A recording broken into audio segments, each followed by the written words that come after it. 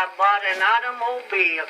Nancy said the Willets had one and the Weavers had one, and here we was riding around in a buckboard behind a bone-spabbing horse what had spring horse that was blind on the off side.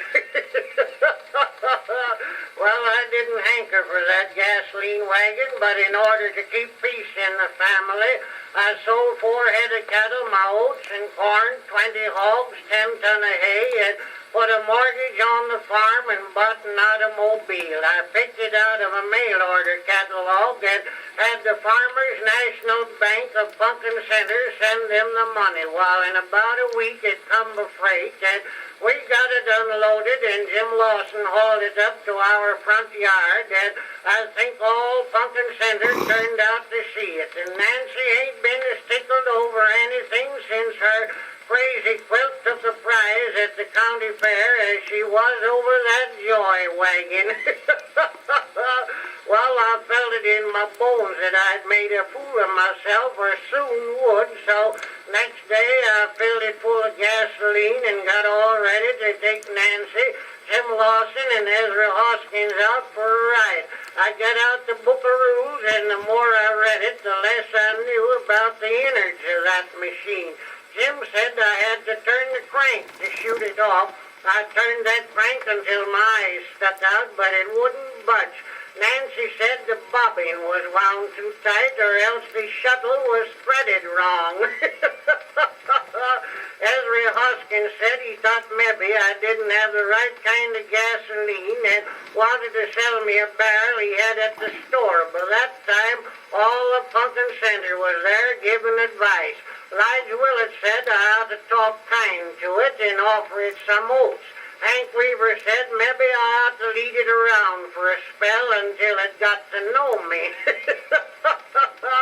And Cy Pettingill said maybe I hadn't watered it yet, and Deacon Witherspoon wanted to offer prayer. Well, I grabbed hold of that crank again, and it flew back and hit me on the shins, and I sat down in the yard to think it over, and Nancy said the language I used was just shameful.